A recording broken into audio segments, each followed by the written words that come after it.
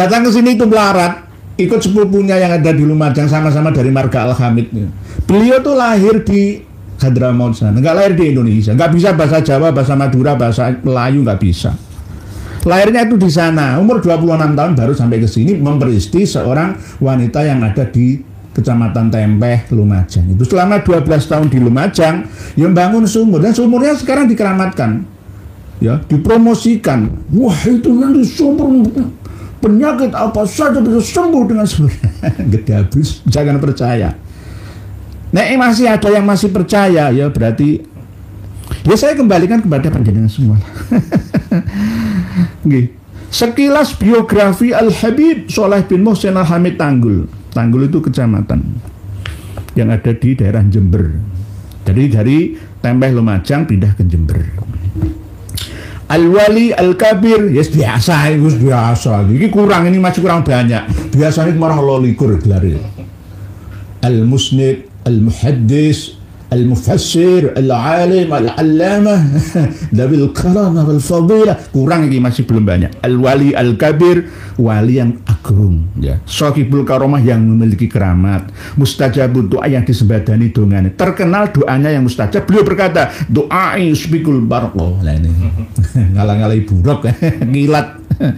Kecepatan kilat itu kecepatan cahaya, ya, 300.000 km per detik.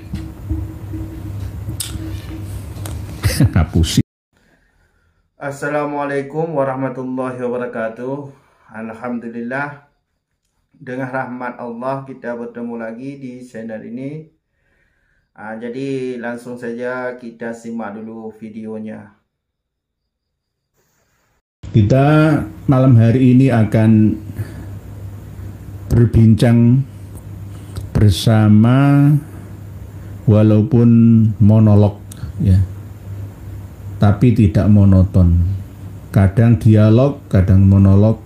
Seperti ini ada sisi positifnya. Kalau pas saya sendiri, jenengan bisa puas untuk menanyai saya, bisa membahas, mensyarahi komentar panjenengan semua. Tetapi kalau pas ada tamu gitu, nanti mesti tulisan panjenengan ya tidak begitu banyak yang terbaca, ya.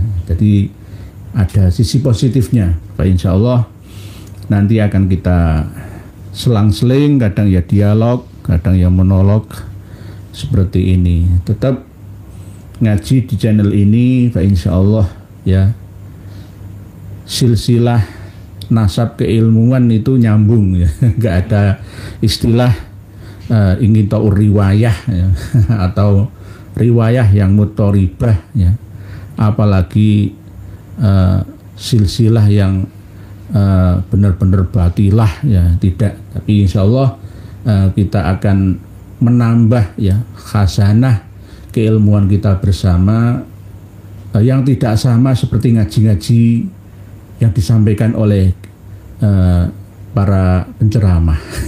Jadi ini kan ngaji yang benar-benar ya ada yang sama, ya, dalam penyampaian materi berdasarkan referensi data, tetapi banyak yang tidak sama karena ini update pemahaman terbaru tentang ilmu agama, ya, ilmu dunia, ya, macam-macam lah, ya, wawasan secara keumuman untuk mengasah intelektual kita menuju ke spiritual yang benar-benar bisa mengangkat derajat kita sesuai dengan firman Allah Ta'ala, yarfa'illahu alladhina amanu minkum walladhina utul ilma darajat.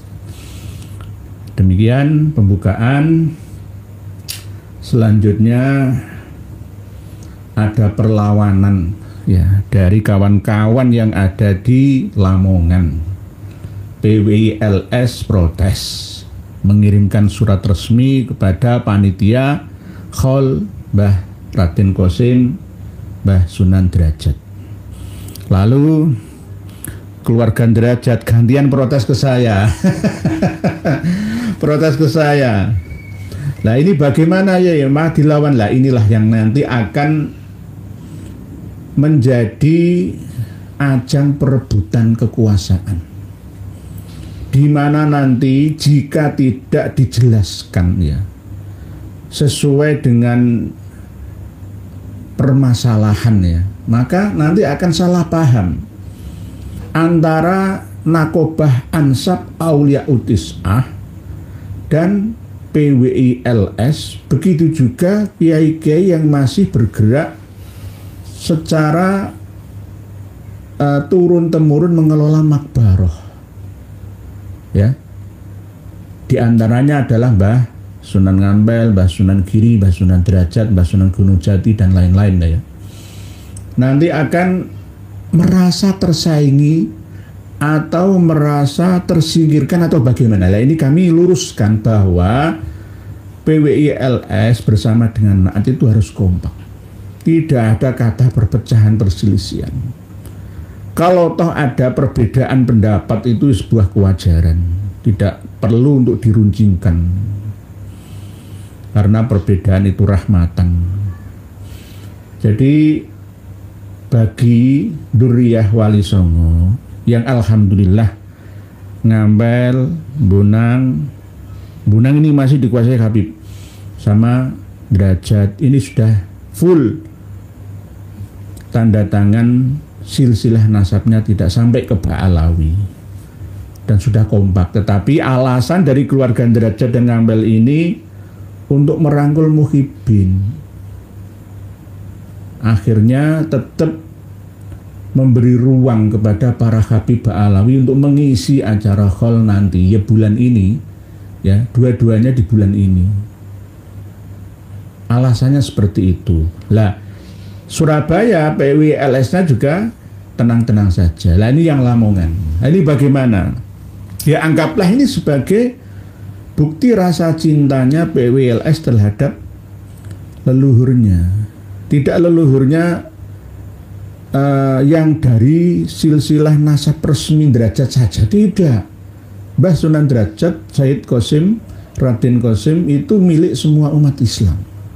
Mbah Said Ali Rahmat itu juga milik semua umat Islam, dan bahkan milik semua umat manusia gitu loh. Jadi jangan sampai dihalang-halangi. Wah ini nanti PWI itu ngakunya perjuangan Wali Songo kok malah mencoreng nama keluarga besar. Nah, ini namanya nanti rebutan kue. Oleh sebab itu yang tidak saya sukai sejak awal itu seperti ini gitu.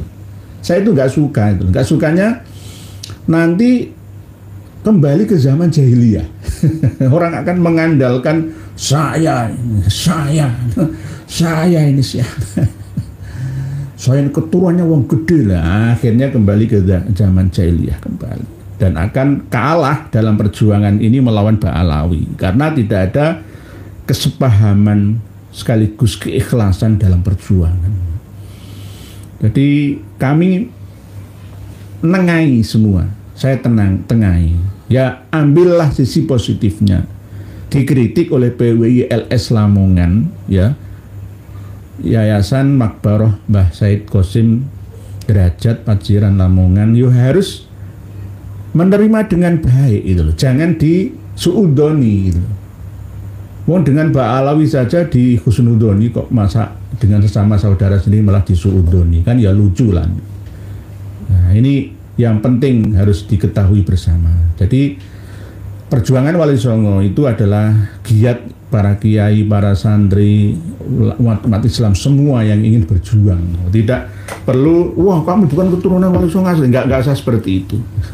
Sudah enggak zamannya lagi. Demikian mukadimah sekaligus meluruskan informasi yang kurang bisa diterima ya oleh pihak Duriyah Mbah Sunan Derajat. Maka ini sebagai himbauan ya untuk tetap menjaga kerukunan. Bismillahirrahmanirrahim. Sesuai dengan tema, kita akan membahas materi yang sangat-sangat ringan dari biasanya. Biasanya kan berat, harus menampilkan manuskrip kitab-kitab besar ya. Malam hari ini hanya 12 halaman saja. Yakni biografi singkat ya, manakib singkat dari Habib Soleh bin Muhsin Al-Hamid, Tanggul, Jember. Ini bukan melecehkan, merendahkan almarhum, tidak. Beliau sudah meninggal dunia tahun 1976 yang lalu. Saya tidak mengungkit-ungkit orang yang sudah meninggal dunia. Hanya meluruskan doktrin ajaran yang disampaikan oleh keturunannya atau muhibin jamaahnya, supaya tidak merusak ajaran Islam yang ada di Indonesia. Dan harus ada sifat lila legawa dari pihak muhibin dan yang kontra dengannya, kontra dengan Habib Soleh bin Muhsin Al-Hamid. Karena apa? Saudara-saudara jamaah, teman-teman saya juga banyak setiap tahunnya pada bulan Syawal itu ziarah ke sana. Lalu masa saya harus menyerang, ya, bongkar-bongkar kebiasaan yang sudah biasa dilakukan, ya. Ini cari gegeran saja, cari zona tidak nyaman saya ini. Tapi untuk meluruskan agar jangan sampai berlebihan, bahwa Kang Mas Habib Soleh bin Muhsin Al-Hamid itu orang biasa. Saya punya foto asli kedatangan pertamanya di Indonesia. Ya tidak sekeren fotonya ini. Barang siapa masang foto ini akan sukses selamanya. Enggak. Ya, saya tidak merendahkan. Sekali lagi saya berada di posisi mauquf atau sukut saja. Untuk kesimpulannya saya serahkan kepada panjenengan semua. Panjenengan semua lebih cerdas daripada saya dalam masalah ini. Nanti akan kami baca semua ini dan kita bahas satu persatu apa benar itu loh, ya. Apalagi di sini nanti jenengan baca, sudah kami sertakan di heizin.com di bawah video ini. Jenengan baca setiap halamannya, jenengan baca, jenengan renungkan, pahami, teliti, hati-hati dalam memutolaah, ya, mempelajari. Insya Allah nanti ketemu kok, ketemu. Ini mudah, nggak bahasa Arab, bahasa Indonesia. 12 lembar, 12 halaman. Ya, kalau di print ya halamannya ada yang 9. Ya. Doai yusbikul barko. Nah, ini bahasa Arab. Ini bahasa Arab. Doaku lebih cepat dari kilat yang menyambar. Hebat apa enggak? Pengumuman. Ya, ini mohon maaf kepada para muhibin yang biasa ziarah ke sana. Saya tidak merendahkan, enggak. Ini kita ngaji apa adanya. Kita ngaji apa adanya. Al-Kutub Al-Habib Soleh bin Muhsin Al-Hamid. Beliau datang ke Indonesia tahun 1926, umur 26 tahun, ya. Tidak langsung ke Jakarta, Surabaya, lalu ke Tempeh, Lumajang sana, enggak. Mampir ke India dulu, beberapa, ya ada beberapa waktu, beberapa tahun lah, ya. Jadi kalau Habib Soleh Tanggul wajahnya seperti wajah India, ya jangan heran. Wajahnya mirip seperti Kang Mas Mundur bin Muhammad cucunya. Nanti Kang Mas Mundur itu yang nek ngomong itu kayak menang-menang ODW, ya, kayak sekti ODW, ya, itu ya. Nantang semua orang, ya. Mau mengerahkan 10.000 pasukan dari Jatim.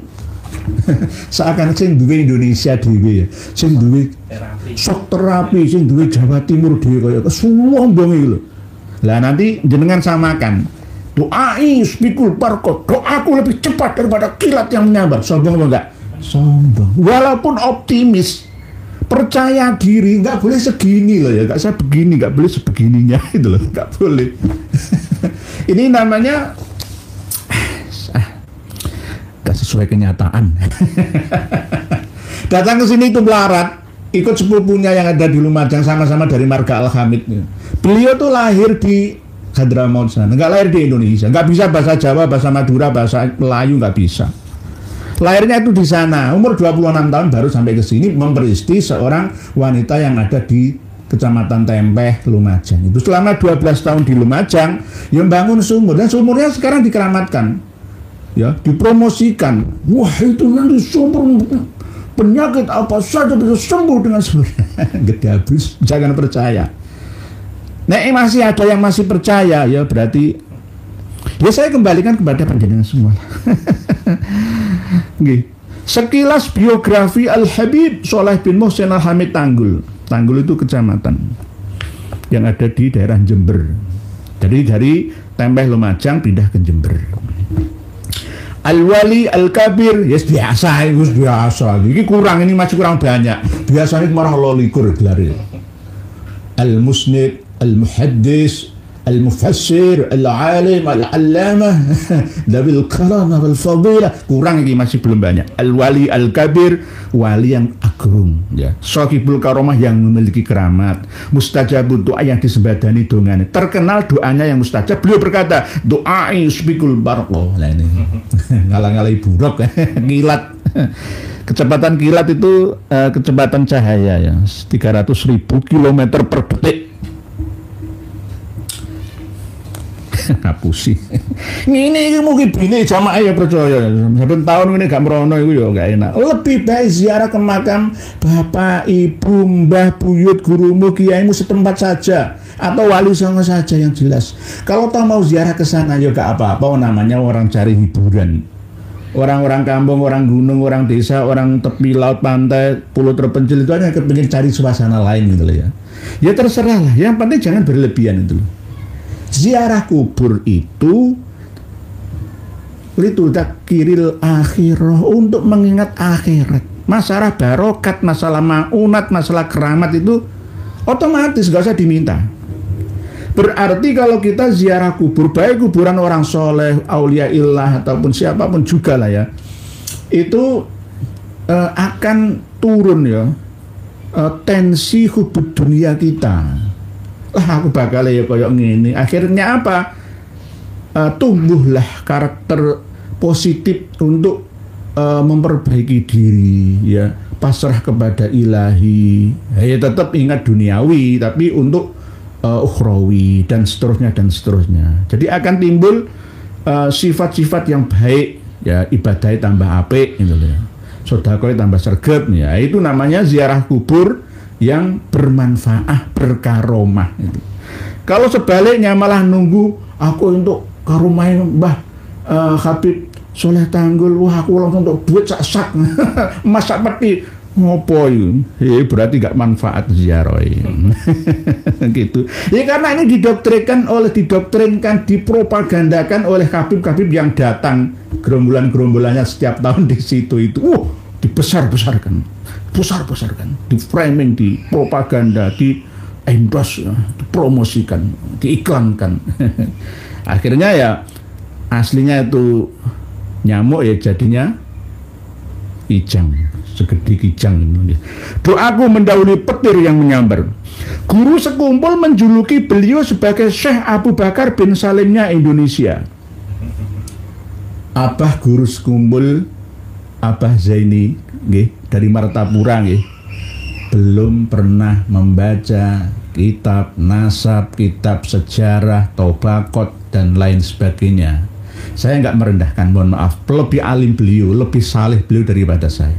Tetapi beliau memang saking baik hatinya menilai ya bahwa Habib Sholeh Al-Hamid ini Syekh Abu Bakar bin Salimnya ini, karena memang leluhurnya Habib Abu Bakar bin Salim sampai ke Abdullah Al-Aidrus, sampai ke Abu Bakar As-Sakron, sampai ke Abdurrahman As-Sakof, Muhammad Maulad Dawilah, Ali Soki Budarok, Alwi Al-Huyur, Muhammad Al-Fakil Muqaddam dan seterusnya. Lah, Syekh Abu Bakar bin Salim itu juga halunya luar biasa.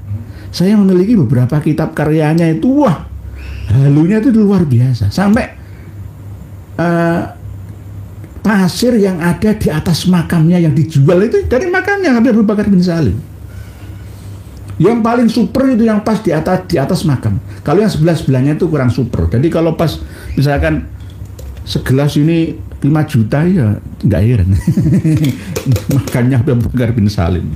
Jadi guru sekumpul menjuluki beliau sebagai Syekh Abu Bakar bin Salim Indonesia, nggak salah. Ya bener, sama-sama halunya. Maaf ini bukan penghinaan, bukan merendahkan, tapi menyampaikan. Oke, semoga saja Habib Soleh Tanggul diampuni segala dosanya, diterima segala amal baik dan ibadahnya, di alam barzahnya ditempatkan di tempat yang layak di sisi Allah Ta'ala. Rahmatnya Allah selalu menyertainya. Oke. Dahulunya, berikutnya halaman kedua, dahulunya Habib Soleh sering mengikuti pengajian Kiai Haji Ahmad Kusyairi di Tanggul. Tetapi setelah tanda-tanda kewalian, Habib Soleh mulai nampak. Kiai Haji Kusyairi lah yang mengaji kepada Habib Soleh. Pasti ditenggelamkan. Sejak dulu itu begitu. Pokoknya ono Habib, dembleng Kiai, Kiai gampang ditenggelamkan. Benalu nempel nang pohon. Pohon ini pasti kurus kering, habis mati. Dombleng nang kebesaran Wali Songo ingkirat. Dombleng nang nasabe Bani Jadid, padahal sing asli ku Jadid ya, sama Basri ingkirat. Itu tipologinya itu seperti itu sejak dulu ya. Kiai Haji Ahmad Kusyairi Tanggul itu lebih alim, malah kok diwalik ini toh. Malah kudune sing kiai berguru karo Habib gak kuwalik ta itu. Padahal ketika Habib Soleh Tanggul ini datang ke Tanggul, Jember dari Tempeh Lumajang selama 12 tahun tinggal di Tempeh, itu ditolong oleh orang sana, dibuatkan ya musola kecil-kecil gitu loh. Terus ada seorang Pak Rashid namanya, itu menghadiahi tanah di sana. Dulu kan tanah masih murah ya, di daerah sekitar stasiun Tanggul Jember itu ya belum sepadat sekarang ya, harga tanah ya sangat murah sebelum Indonesia merdeka itu ya. Itu dikasih tanah ya, sebelahnya itu sebelah baratnya stasiun kereta api Tanggul Jember itu ya. Jadi ditolong, akhirnya diwakafkan, akhirnya sampai sekarang menjadi Masjid Riyadhus Shalihin itu. Jadi ini ciri khasnya. Kok ono kiai tokoh besar didempet karo Habib, tokoh ini akan tenggelam. Syarif Sayyid Muhammad bin Alwi Al-Maliki, duriah Nabi asli dari marga Al-Hasani, didembleng Habib Ali Al-Jufri ya, diklaim Habib Umar bin Khafid, hilang. Itu karakteristiknya seperti itu. Biasa itu, sunatullah, kebiasaan. Berikutnya, awal perjalanan suluk beliau dimulai ketika Nabi Khidir bertemu Nabi Khidir di stasiun Tanggul Jember. Nah ini loh, Nabi Khidir kayak eceran di mana-mana ya. Di dalam dimensi rohani, langit spiritual yang kelima di atas dimensinya jin, dan atau dimensi 4 bangsa jin siluman yang bertingkat-tingkat itu, kadang kita sulit membedakan apakah yang menemui kita itu benar-benar rohaniah, arwah al-muqaddasah, jiwa manusia suci yang diperintah oleh al-ilah ya, atau justru jin yang membo-membo ngaku-ngaku sebagai rohaniah yang solihah. Kesulitan kita itu di situ. Lalu kita akan mengasumsikan sendiri, menginterpretasi itu Nabi Khidir. Padahal sing kita yang menemui itu nggak ngaku aku iki Balia Ibnu Mulkan, enggak. Kadang kalau kita misalkan ya tirakatan selama 7 hari di tempat bertemunya 2 sungai ya. Misalkan sungai Tempuran, nanti sungai ketemu ini sungai ini ketemu ini lah jadi satu itu. Pertigaan sungai lah. Biasanya ya bukan Nabi Khidir, bukan. Itu jin-jin muslim itu loh. Atau jiwa-jiwa manusia yang turun dimensinya, yang memaksa manusia yang naik dimensinya ya akan ketemu di situ frekuensinya. Lalu manusia ini akan menganggap iku Kanjeng Nabi, iku Nabi Khidir, iki Mbah Sunan Ampel dan seterusnya dan seterusnya. Itu hanya interpretasi saja, pemahaman pribadi saja. Nah, awal perjalanan suluk beliau ketika bertemu Nabi Khidir di stasiun Tanggul Jember. Jadi Nabi Khidir pas waktu itu lungguh piye? Kalau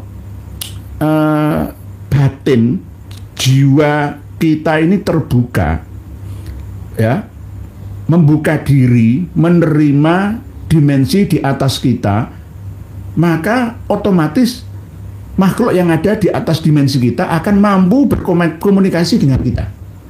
Seperti orang yang topo ngedan itu loh. Topo ngedan itu. Jadi akan, ya karena percaya, pertama kali kan percaya dulu gitu. Ya sama dengan begitulah gampangannya. Kita makan daging ular, bagi yang fobia itu pasti jijik. Tapi bagi orang yang sudah punya mindset makan daging ular itu enak, ya nggak jijik. Lewang saya ini megang ular saja itu jijik, apalagi makan. Walaupun nanti diiris-iris nggak kelihatan bentuk ular, tapi kelihatan dagingnya, tapi tetap nggak tega saya. Nah, ini kan tergantung keyakinan itu tadi, keyakinan, ya, sugesti yang dibangun di awal itu. Jadi ditemui Nabi Khidir, diriwayatkan beliau uzlah selama 3 tahun. Uzlah itu nyepi, yang nggak bergaul dengan banyak orang lah, nggak di tempat keramaian. Kemudian beliau berangkat haji setelah mendapat isyarat dari datuknya Rasulullah SAW untuk mengunjunginya di Madinah. Jadi haji ke Makkah, mampir ke Madinah, ziarah makam Rasulullah itu ya atas undangan Rasulullah, kayak dipanggil. Sepulang dari haji, beliau kaget melihat rumahnya yang sederhana telah dipugar oleh masyarakat. Dengan sedikit menyesal, beliau mengatakan, padahal di rumah itu saya sholat berjamaah dengan Rasulullah 5 waktu. Ayo wes kita coba dipikir bareng lah, nggak usah menyerang atau melawan saya dulu. Tulisannya kayak gini, ini bukan tulisan saya ini, tulisan mereka. Jamaah karo Kanjeng Nabi. Sing dadi imame Habib Soleh apa Kanjeng Nabi, aku karo mungkin nggak ditulis, ya.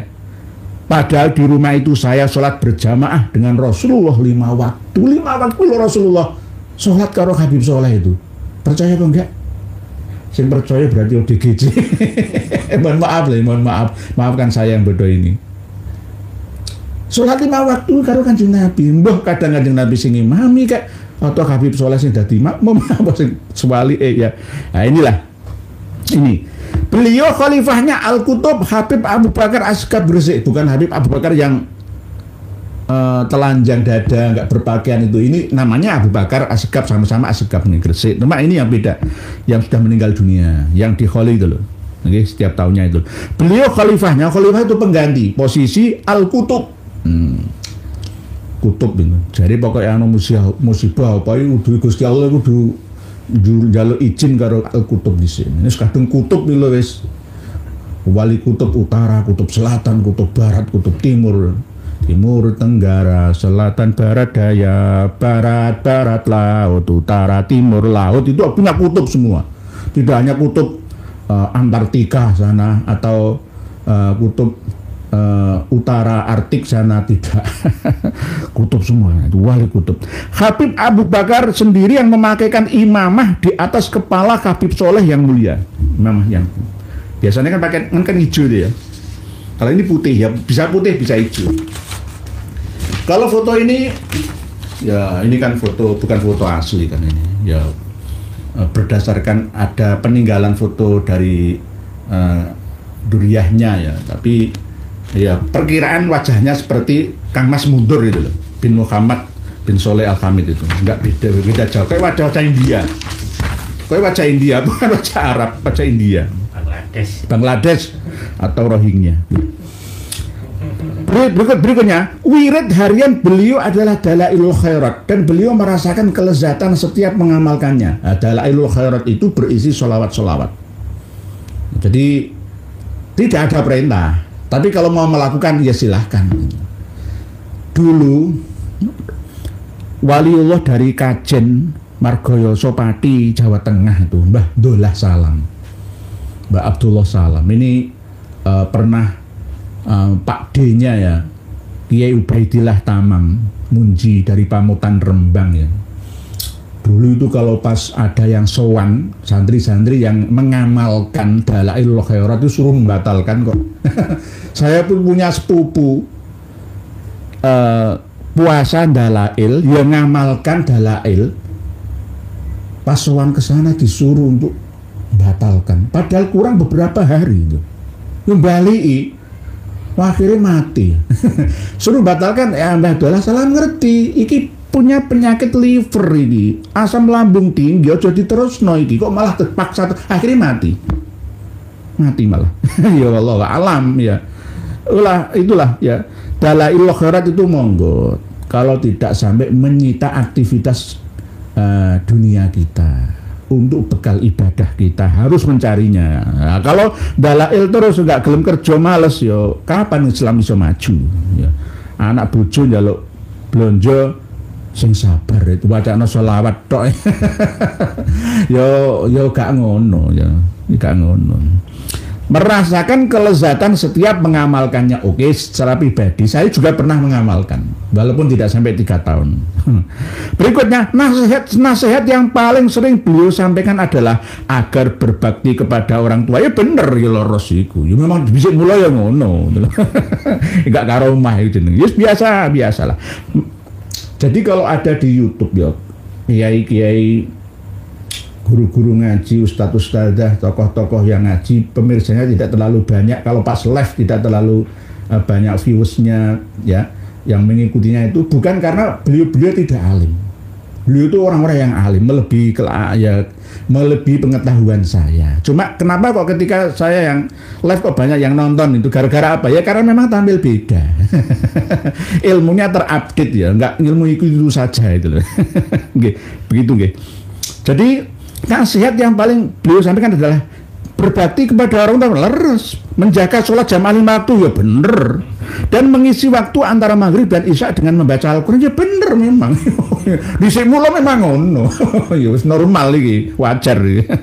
Para wali yang sezaman dengan beliau, Habib Husain bin Hadi Probolinggo, Habib Ali Kuitang, Kiai Haji Hasan Genggong, ini malah justru keturunan Syekh Abdul Qadir Al-Jailani itu. Mbah Malik bin Ilyas sing dibalawino karo LBY iki, Mbah Malik bin Ilyas bin Yahya. Iki Purwokerto, Kiai Mbah Hamid Pasuruan. Mbah Hamid iki asli Rembang, Jawa Tengah. Mbah Yai Hamid Pasuruan. Habib Idrus bin Salim Al-Jufri Palu Al-Khairat ini. Habib Abdul Qadir Asgab Jeddah. Seluruhnya mengakui ketinggian makom beliau. Kalau saya seandainya hidup pada masa beliau tidak akan mengakui saya. Wallahu a'lam, mohon maaf. Sampai Kiai Hamid Pasuruan dulu sering berpesan kepada murid-muridnya, kalau bepergian ke arah timur, hadiahkan ila hadratir ruhi Habib Soleh bin Muhsin Al-Hamid Tanggul lahul Fatihah. Terus kalau bepergian ke arah barat, hadiahkan Fatihah ila ruhi Habib Husain bin Abu Bakar Alai terus luar batang lahul Fatihah. Ini pesennya Mbah Hamid Pasuruan. Sempat belum nanti. Waduh. Tidak apa-apa lah, ini tetap dilanjut ya. Jadi ini pesan beliau, apakah benar atau tidak ya wallahu a'lam. Wong saya belum menemukan kitabnya. Beliau Habib Soleh saat menjamu tamu tanpa pandang kelas, semuanya dilayani dengan baik dan ramah. Bahkan beliau sendiri yang menimba air dari sumur untuk keperluan tamu-tamu. Ya benar. Ketika para tamu tidur nyenyak, Habib Soleh dengan sabar mengelilingi mereka dan meletakkan obat nyamuk bakar. Ya memang ngono ya. Agar semua tamu terhindar dari gigitan nyamuk ya. Saat fajar menyingsing, beliau memberi makan kambing dengan kulit pisang, bahkan dengan ikan di kamar mandinya pun tak luput dari perhatian belas kasihnya, termasuk semut yang ada di kediaman mulianya ya. Semut-semut kamu jenengan nek niru semut coba imangan. Semut-semut barang itu. Beliau sangat luar biasa kasih sayangnya kepada makhluk-makhluk Allah. Peninggalan Habib Soleh yang masih dirasakan berkahnya oleh banyak orang sampai sekarang adalah sholawat mansub. Ya, sholawat mansub jenengan lihat nanti di YouTube ada sholawat mansub karya Habib Soleh bin Muhsin Al-Hamid. Ya. Itu mengobati putri Raja Saudi. Ini bener enggak itu loh. Ini rekor-rekor dewi. Ini namanya, ini dempleng kesawit Sayyid Alwi Al-Maliki Al-Hasani yang asli. Kalah karo Habib Soleh. Sayyid Alwi bin Abbas Al-Maliki Mekah adalah ulama besar yang jadi rujukan hampir semua ulama pada masanya. Beliau juga salah satu penasihat Raja Saudi. Raja Saudi saat itu ya Raja Abdul Aziz ya. Saat itu Raja memiliki anak cacat sejak lahir. Anak itu tidak punya lubang dubur. Dubur itu ya pembuangan belakang, itu dubur, kalau depan itu kubul. Karena lubang duburnya ada di pinggang ya. Bener apa enggak saya enggak tahu. Ini tulisannya kayak ngono. Ini intinya ingin mempromosikannya, karomahnya itu. Tentu saja sang raja sudah datang ke pengobatan di mana saja, tapi hasilnya belum membuahkan hasil yang memuaskan. Akhirnya Said Alawi menyarankan agar sang raja mengundang seorang habib penuh karomah dari Indonesia yang bernama Habib Soleh bin Muhsin Al-Hamid atau akrab disapa Habib Soleh Tanggul. Iki gak bener ya, aku gak nemokno ini. Referensinya tuh saya cari kemana-mana itu enggak. Ini hanya karangan internal keluarga yang dibesar-besarkan. Sama seperti begini loh ya. Saya membawa jamaah 3 bus ziarah Wali Songo, mampir ke Masjid Ngampel. Saya menjadi imam bagi jamaah saya. Saya seorang imam Masjid Agung Ngampel Surabaya. Ini bener imam jamaah dewe. Sama seperti itu. LDII, Lembaga Dakwah Islam Indonesia, Nur Hasan Al-Ubaidah Lubis, luar biasa Madigol, itu pernah menjadi imam Masjidil Haram Mekah. Kurang hebatnya kayak apa? Ngono iku jamaah ya. Jamaah Lembaga Dakwah Islam itu percaya ya. Sampai saya gila tercuci otaknya percaya. Iya loh, Nur Hasan Al-Ubaidah Lubis itu pernah jadi imam Masjidil Haram, menjadi mufti di Mekah sana. Murni percaya. Heran saya. Hidayah itu milik Allah Ta'ala.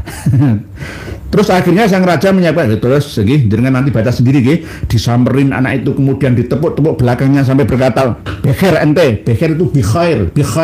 Terusannya bekher ini kan bukan bahasa lesan logatnya orang Indonesia. Bekher ente. Sini kan nggak pernah ente, anta. Jadi ente itu Bikhair ente, insyaallah bikhair, kan bahasa mereka. Setelah mengucapkan itu, Habib Soleh berkata kepada Said Alwi Al-Maliki, "Ayo Bib, kita pergi dari sini. Ana pengen ke tempat antum saja." Kayak nyepelek ya. Said Alwi turunan jenazah bising asli. Malah yaitu ditenggelamkan. Ini pelecehan menurut saya. Ditenggelamkan sama Habib palsu. Jangan dia palsu. Ya, ini akhirnya Said Anur Rafiq ya murka ya, akhirnya melarang semua KB menggunakan nama Syarif Said di Mekah itu. Ditakzir itu, suruh mekat buju-buju ini Syarifah Sayyidah asli itu. Sang Raja Arab mendengar ucapan langsung berkata, "Ya Habib Alwi, inikah yang antum bilang Habib keramat itu? Tidak ada salam, tidak ada perbincangan, malah mau pergi begitu saja." Said Alwi tetap bersikap santai dan tenang. Selang beberapa saat, anak raja yang duduk di kursi tadi berteriak, Allahu Akbar, lubangnya ada di punggung ketutup, berubah ke belakang sebagaimana normal lainnya. Oh ya, tadi di belakang saya ditepuk-tepuk sama Habib Soleh. Bener enggak, orang jelas ceritanya. Akhirnya sang raja menawarkan 1 peti berisi emas kepada Habib Soleh. Percaya jenengan? Silahkan. Ini jenengan download, jenengan print sendiri, saya nggak menfitnah. Simpan saja emasmu, ane lebih kaya dari ente. Lu Raja Arab Saudi di ngono-no, jadi pancung. Kalau perlu ane yang kasih ente, gitu lagi. Coba bayangkan. Habib Soleh itu.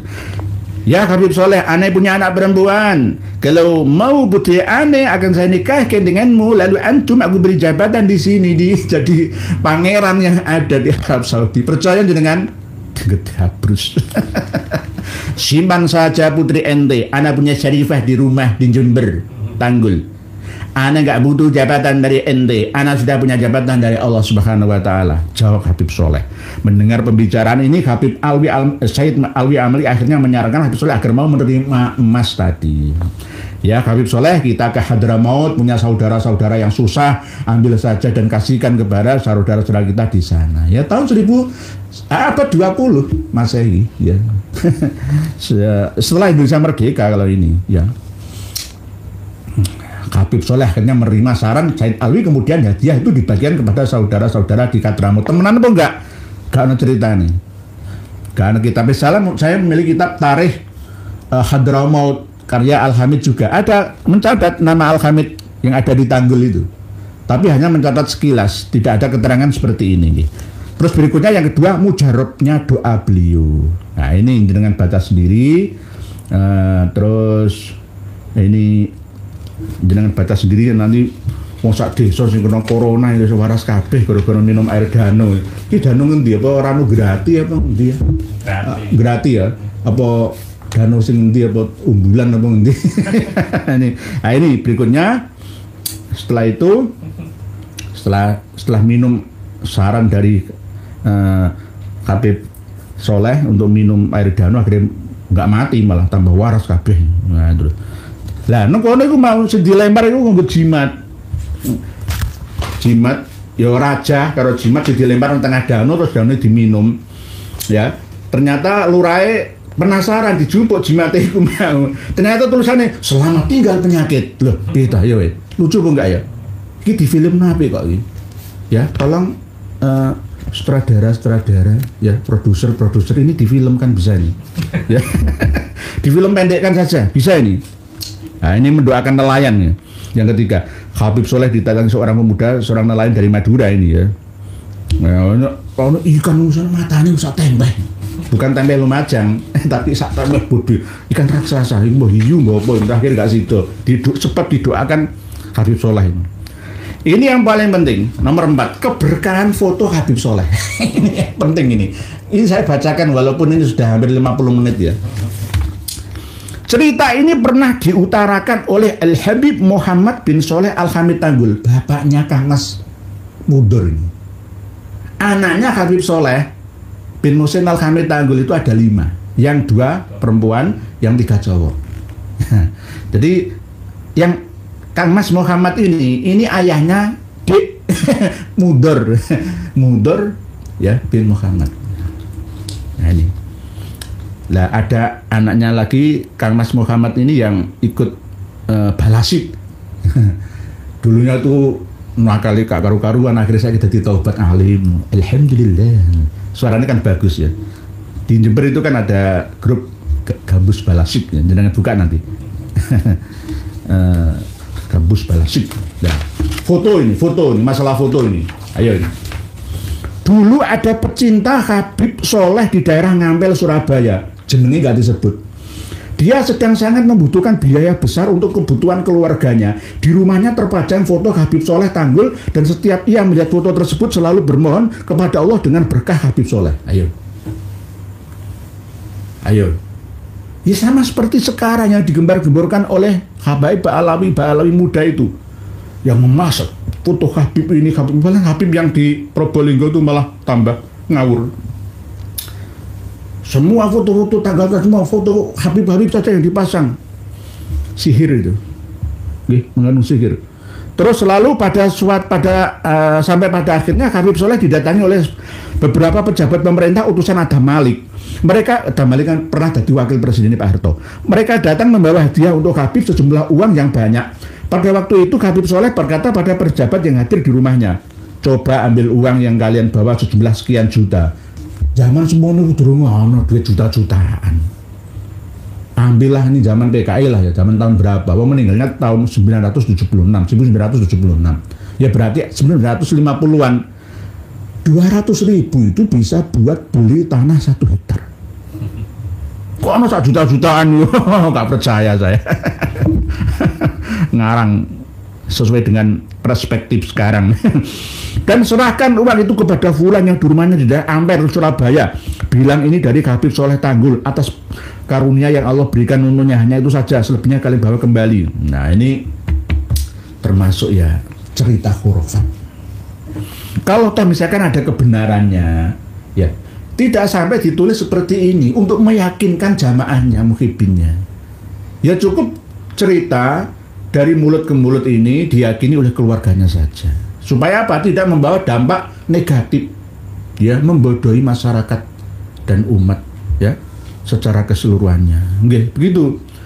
Nah ini lagi ada pertemuan Habib Soleh dan Habib Idrus bin Salim Al-Jufri. Ya. Nah ini juga aneh, ketemunya nang Malang.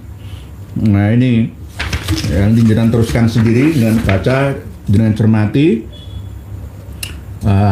Habib itu foto-foto itu nari-nari apa? Jadi Habib Soleh itu yang nari, dari wali, kutub, ya. Habib tamunya nari, foto-foto yang ada di tembok itu muncul kabeh. Habib itu, ya melu nari-nari kabeh. Coba gendeng atau enggak coba? Cobalah dipikir bareng-bareng. Dipikir bareng-bareng lah. Ya, sing ngomong iku malah justru putrinya Habib Soleh.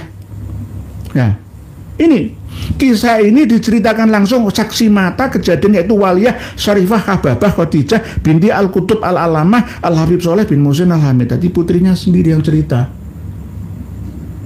Piye to iki? Iki kaya Syekh Sultanah bin Ali Az-Zubaidi lah niki. Di dalam Al-Jawharus Syafaf, seorang sosok perempuan yang ditampilkan oleh Abdurrahman Al-Khatibnya bin Muhammad Al-Khatib dalam Al-Jawharus Syafaf. Jadi subhanallah wa masya Allah, ketika Habib Soleh main samar, foto-foto waliullah yang berada di alam barzah yang menempel di dinding rumahnya Al-Qutub Al-Habib Soleh bin Muhsin Al-Hamid semua berterbangan, ikut joget semua. Ayo joget kabeh, foto malah joget, sehingga banyak yang menyaksikan pingsan dan berteriak subhanallah, subhanallah, masya Allah. Ini pas di gawe film pendek itu api. Barokah foto. Oleh sebab itu pengumuman yang masih masang fotonya Habib Soleh bin Muhsin Al-Hamid Tanggul, lepaskan semua. Lepaskan saja. Nanti akan masih tetap kena pengaruh sihir, bukan karomahnya. Lebih baik gak usah pasang foto, ya lah pasang kursi kayak gini. Yasin kayak apa itu, biar mengingatkan kita untuk membaca ayat-ayat Allah. Terus ini yang paling penting, barokah menghadiri Khaul Habib Soleh. Ya iki loh, ini namanya propaganda. Setiap tahun di minggu kedua bulan Syawal, ribuan orang akan tumpah ruah. Ya wis, dengan baca sendiri nanti. Nggih, dengan baca sendiri. Nggih, saya tetap mendoakan beliau almarhum, nggih, Habib Soleh bin Muhsin Al-Hamid Tanggul, semoga diterima segala amal baik dan ibadahnya. Beliau itu sebenarnya tidak ingin ya dipromosikan seperti ini secara berlebihan. Mungkin anak-anaknya ini karena kepentingan akhirnya dipoles, diiklankan. Wah, gede. Sampai ke Madura, sampai Tapal Kuda, ya, sampai ke Banyuwangi, Lumajang, Malang semua. Sampai ke Rembang, bukan Rembang Jawa Tengah, Rembang Pasuruan, Bangil semua. Wah, kerahkan sana semua. Para kiai, mohon maaf yang sebesar-besarnya jika ini menyakiti hati. Saya tampilkan apa adanya. Ayo bangkit bersama. Silahkan doakan beliau saja. Kalau berziarah doakan beliau, nggak usah minta. Beliau itu sudah kerepotan ngurusi awake dhewe ning barzah. Kok malah direpoti jaluk tulung kondongan awake dhewe. Bingung nanti. Habib Soleh Tanggul sing ziarahi 20.000 misalkan. Jaluk tulung kabeh lebih repot melayani. Nanti pasti akan dibantah lagi saya. Oh, dalam barzah tidak seperti itu. Mas, itu jenenge uang nek gak suka kontra ya begitu. Karena frekuensinya tidak sama. Belum sama. Nanti insya Allah kalau sama bisa mengerti. Nanti akan waras semua ini. Akan sehat lahiriah dan batiniahnya semua. Baik yang muhibin ya ataupun yang non muhibin. Semuanya akan waras semua insya Allah. Baca nanti. Sudah kami sertakan di hezin.com. Bisa dengan print bersama. Isinya seperti apa, intinya doai bikul barkot, doaku lebih cepat daripada kilat yang menyambar petir. Demikian sekilas penjelasan yang lebih dari 40 menitan. Lalu kami akan berinteraksi dengan panjenengan. Mohon dimaafkan jika ada yang nantinya belum terbacakan. Bismillahirrahmanirrahim. Bu Arfi Fadila. Assalamualaikum warahmatullahi wabarakatuh. Klan Ba'alawi selalu saja mengajarkan khurafat. Ajaran mereka sesat, kenapa banyak kiai diam saja? MUI dan NO sama saja, seolah mereka buta mata dan hatinya. Nggih. Munas Musyawarah Nasional Alim Ulama. Ya, MUBES, Musyawarah Besar NU. Sing dibahas apa? Dudu pinjol. Pinjol ngono ya lumayan lah ya. Sing dibahas apa? Saya itu malu membacakan, saya itu malu.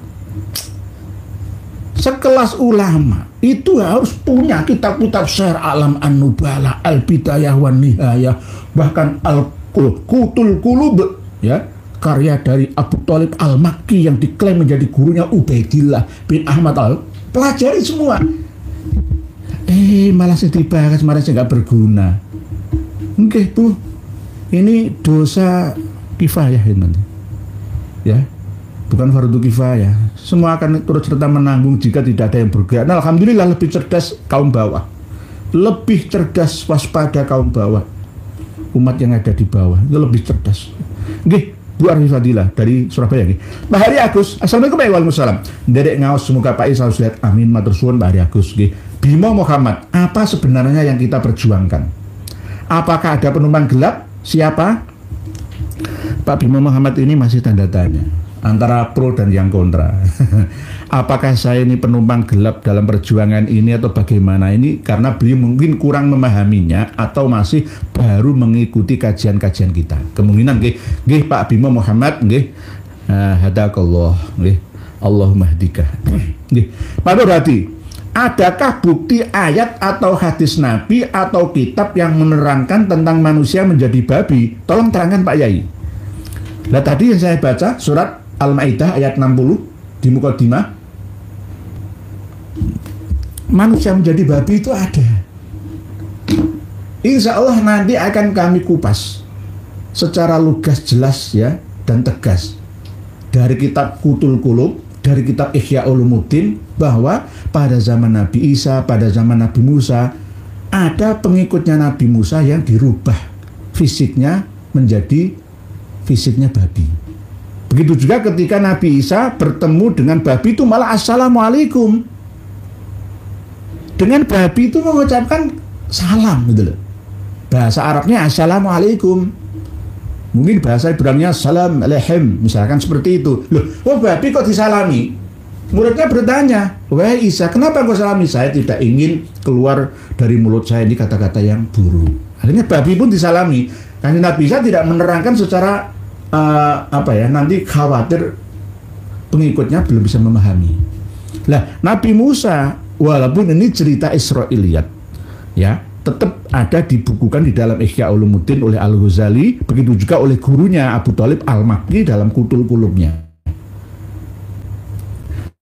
Maaf nggih, ada gangguan sebentar kajiannya nggih. Pak Nur Hadi, supaya fokus tidak menyimpang itu dari tema malam hari ini, karena ini nanti kajian khusus yang belum pernah ada di seluruh dunia, masalah manusia kok jadi babi gitu. Terus prosesnya bagaimana? Ada manusia yang menjadi kera. Tadi kan saya bacakan nggih. Nanti Pak Nur Hadi buka ayat 60 surat Al-Maidah. Kul hal unabbiukum bi syarrin min dzalika masubatan indallah man la'anahu Allah wa ghadiba alaihi wa ja'ala minhumul qiradata wal khanazira wa abadat taghut. Didadekno dadi kethek atau kera dan babi, begitu juga penyembah dukun-dukun atau tukang-tukang sihir itu. Nah, saya ulangi lagi. Sahabat atau muridnya Nabi Musa yang memiliki ilmu yang cukup tinggi lalu menyampaikan ke dunia. Lalu setelah itu tidak tahu kabarnya, tiba-tiba ada datang seorang lelaki yang membawa seekor babi. Ini babi yang dulu nama tertera ya, diketahui oleh Nabi Musa dan kawannya ini. Jadi babi. Ini yang menjadi dasar di dalam kitab Kutul Qulub yang mengatakan, mohon maaf, Kiai Haji Ma'ruf Amin pernah dikatakan seperti ini kan? Kan pernah nggih? Kiai Ma'ruf Amin dikatakan nggih, mohon maaf nggih. Dasarnya dari kitab Kutul Qulub, nanti akan kami bahas. Nah, ini kan tuduhannya kecil. Ya. Jadi orang yang ngerti agama tapi memperkaya diri sendiri dari hasil jual agamanya, ya, jual ilmu agamanya secara berlebihan loh nggih, tidak sewajarnya, itu nanti jika sudah meninggal dunia di akhirat ya dibangkitkan jadi babi. Saya raya rumah saya harus seperti istana seharga 1 triliun. Dari mana? Ya saya ndawiri jamaah saya. Wah, ini namanya saya menjual agama untuk kepentingan dunia saya. Nah, ini nanti saya akan dibangkitkan di akhirat menjadi seekor babi. Kenapa orang Kristen Nasrani ya melanggar aturan Taurat atau Torah. Karena alasannya apa? Diperbaharui ajaran Taurat. Di Taurat yang asli, ajaran Yahudi itu mengharamkan makan daging babi. Tetapi kenapa Nasrani, Katolik, Protestan, Anglikan ya ada yang menghalalkan makan daging babi? Nah, ditambah tafsiran yang diharamkan itu babi hutan. Gitu. Yang babi-babi peliharaan ini halal. Karena enak. Kan sudah jelas ya. Yang tidak memamah biak dan berkuku belah itu kan babi, ya kan? Nah, itu diharamkan untuk memakan dagingnya. Alasannya apa? Secara ilmiah ya jelas bahwa genetika babi itu 98% identik dengan genetika manusia. Ya. Nah, nanti kita bahas lagi lah. Ini nanti insya Allah ini kan kajian spesial nanti insya Allah.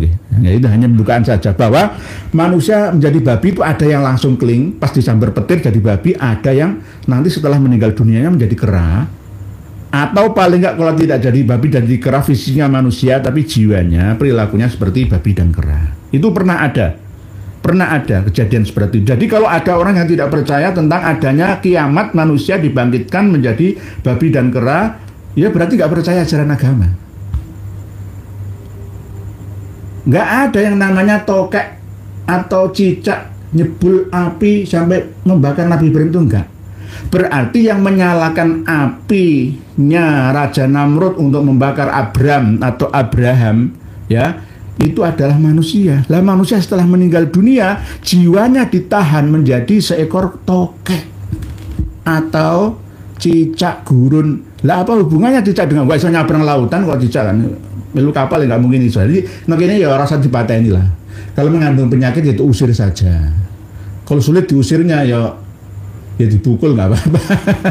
Ya dipukul nggak apa-apa. Kadang-kadang cicak itu ya mangani ya sego gitu ya kayak mangani manusia ya. Cicak itu makan nasi kan. Tokek itu juga makan nasi kayak manusia. Oh, karena ini kan ada cicaknya, ruangan kita tertutup kayak gini ya ada cicak juga. Cicak itu termasuk fusaikoh, termasuk makhluk sing fasik, ganggu, telek ya najis, ya ganggu kadang-kadang ngaji melu nginceng, cek, kadang-kadang nggak percaya. Jadi tokek membunuh tokek itu pahalanya sangat besar. 2 kali pukulan, 2 kali pahala. Begitu Pak Nur Hadi sementara. Nanti kita lanjutkan kembali ketika kita membahas masalah manusia menjadi babi. Tidak hanya babi ngepet saja. Ya, tidak hanya di Qur'annya ada, hadisnya ada. Ayo, di kitabnya nanti akan kami tampilkan kitab Kutul Kulub. Gurunya Imam Ghazali dalam mengarang kitab Ihya Ulumuddin. Ya. Nanti akan kami tampilkan juga kitab Ihya Ulumuddinnya. Bu Zainsita, Assalamualaikum. Waalaikumsalam. Sebenarnya kaum Ba'alawi itu manusia biasa, kalau tidak boleh dibilang mayoritas sesat. Hanya branding-branding berlebihan yang membuat mereka seperti istimewa bagi orang-orang yang kurang menggunakan akal sehat. Sebenarnya Dek rapi itu nggak terlalu rapi hasilnya. Menang brandingnya, menang promosi iklannya. EQ ya segitu aja. Mau sekelas kepercayaan presiden kita kayak silaturahmi ke Kang Mas Muhammad Rizik Syihab, apa gunanya? Berarti intelektualnya tidak mencukupi untuk menjadi seorang pemimpin yang berkarisma. Nah, inilah kadang-kadang karena branding Bu Zainsita, branding. Coba jenengan branding saya.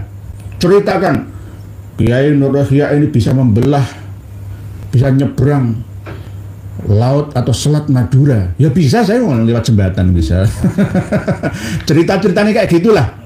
Kiai Nur Yahya ini pas ke Pamekasan bisa menangkap ikan 1 karung. Iya, beli di pasar Pamekasan kan banyak pinggir jalan kalau sore-sore siang itu. Tinggal beli aja, banyak uang, tinggal beli ikan. Ke rumahnya Kiai Yahya itu pas banjir itu. Banjirnya bisa surut, ya karena dipompa. Framing branding saya, wah langsung hebat saya. Nah, inilah yang diterapkan di Sabilu Taubahnya di Edam Blitar sana. Ya gini, di Edam itu nggak apa-apa, yang di sekitarnya, di kiri kanannya, di sekelilingnya ini punya kepentingan. Ada yang mau jual sarung, ada yang jual macam-macam lah produknya. Aku harus branding, wah Seakan-akan kayak gunung, setinggi langit. Nggih. Jadi Habib Balawi ya seperti itu bagi orang-orang yang kurang menggunakan akal sehat. Ya, sebab itu saya sering menyampaikan, kul hal yastawil ladina ya'lamuna wal ladina la ya'lamun. Innama yatadzakkaru ulul albab. Para pemirsa di sini 99% mengaktifkan ulul albabnya masing-masing. Insya Allah tidak hanya yang menonton live ini, tapi nanti yang via pasca live-nya. Insya Allah nanti semua ulul albabnya aktif semua. Nih. Pak C, Pak Yai, LDII itu satu aliran apa berversi sama seperti Syiah yang banyak sekte? Pak C, LDII itu kompak. Sampai sekarang kompak karena takut diancam sama neraka. Karena ada beat, Pak C. Beat itu mengikat batin, sugesti keyakinan seseorang. Kalau keluar dari LDII itu murtad, halal darahnya, halal untuk diumumkan keburukannya, halal untuk fitnah, dihancurkan nama baiknya, halal untuk dipisahkan dengan istri dan anaknya, halal untuk diceraikan dengan istri kesayangannya, tidak mendapatkan warisan dari kedua orang tuanya. Diancam kayak gitu, Pak C. Oleh sebab itu mereka kompak. LDII itu kompak. Karena apa? Ada inna minal bayanilah sikhronnya itu loh. Jadi ada gendam yang langsung cuci otak ke otaknya. Pengikutnya itu nggak sempat mikir sehat seperti kita. Di dalam memori ya dan histori ya, hati dan pikirannya itu jannah, surga, taat imam surga. Jadi nggak taat imam neraka. Imam punya bawahan namanya amir. Amir ya pimpinan ya imam di daerah-daerah masing-masing itu. Nggih. Jadi kalau Syiah kan pecah-pecah, Pak C. Ada Syiah Imamiyah, Syiah Bahaiyah, Syiah Koromito, ya dan macam-macam, pecah banyak pecahan Syiah itu. Tetapi kalau LDII itu enggak. Yang pecah ya hijrah keluar dari LDII itu ada, Pak C. Nggih. Jadi mereka karena takut dengan ancaman fisik dan verbal, ancaman fitnah dari kawan-kawannya. Oleh sebab itu alhamdulillah, salam hormat untuk kawan-kawan yang sudah hijrah murtad dari LDII itu, alhamdulillah. Murtad malah jenengan masuk jannah fid dunya hasanah dan jannah fil akhirah juga hasanah. Wahai warga Islam jamaah LDII, Lemkari, Yakari dan seterusnya, keluarlah dari LDII. Nggih. Pak Lukmanul Hakim. Assalamualaikum warahmatullahi wabarakatuh. Tangerang, Banten hadir ya orang nggih. Monggo Pak Lukmanul Hakim sami-sami kita ngaji bersama nggih. Bu Velpi Juice. Assalamualaikum yang kemarin memang tidak terdapat teks aslinya yai tentang Isa menulis, namun terdapat di kitab tafsir Madinah terbaru yai. Tafsir Madinahnya tolong Bu Velpi Juice untuk ngirimkan ke saya. Saya masih belum menemukan tafsir yang Injil yang ditulis langsung oleh tangannya Nabi Isa. Mungkin bahasa Suryani, ya. Mungkin bahasa-bahasa selain Ibrani, bahasa Yunani, Inggris ya, Injil yang mana? Injil itu adalah perkataan dan perbuatannya Nabi Isa yang ditulis oleh murid-muridnya. Kalau di dalam Islam itu sama dengan hadis. Ada Bukhari, Muslim, Ibnu Majah, Tirmidzi, Abu Dawud, ya Nasai, ya Musnad Ahmad, ya Mustadrak dan lain sebagainya. Sama seperti itu. Lah, di dalam Alkitab Perjanjian Baru, yaitu ya ada versi-versi, ada Injil Matius, ada Injil Lukas, ada Injil Barnabas, ada Injil Yohanes dan lain sebagainya. Sama seperti itulah. Yang nulis enggak Nabi Isa. Enggak Nabi Isa. Zaman dulu ya belum ada ketentuan untuk menulis kitab. Dulu itu gedok tinular ya. Taurat yang asli yang ditulis oleh api yang ada di Bukit Tursina itu sudah dihancurkan oleh Nabi Musa. Yang kedua itu salinannya. Intinya adalah the Ten Commandment itu. Ajaran Taurat yang asli the Ten Commandment itu. Ya, jangan membunuh, jangan mencuri, ya menghargai hak, ya menghormati orang tua dan lain sebagainya. Ten Commandment itu. Oke, begitu Bu Verbidius. Lalu bagaimana dengan Al-Maidah 68 jika tidak ada lagi Injil yang asli? Al-Maidah 68. Saya buka nggih, Bu Verbidius. Qul ya ahlal kitab lastum ala syai'in hatta tuqimut Taurata wal Injila wa ma unzila ilaikum mir rabbikum wa la yazidanna katsiran minhum ma unzila ilaika mir rabbika tughyanan wa kufra fala ta'sa 'alal qaumil kafirin. Katakan hai Muhammad, wahai ahli kitab, kamu tidak dipandang beragama sedikit pun sehingga kamu menegakkan ajaran-ajaran Taurat, Injil, dan Al-Quran.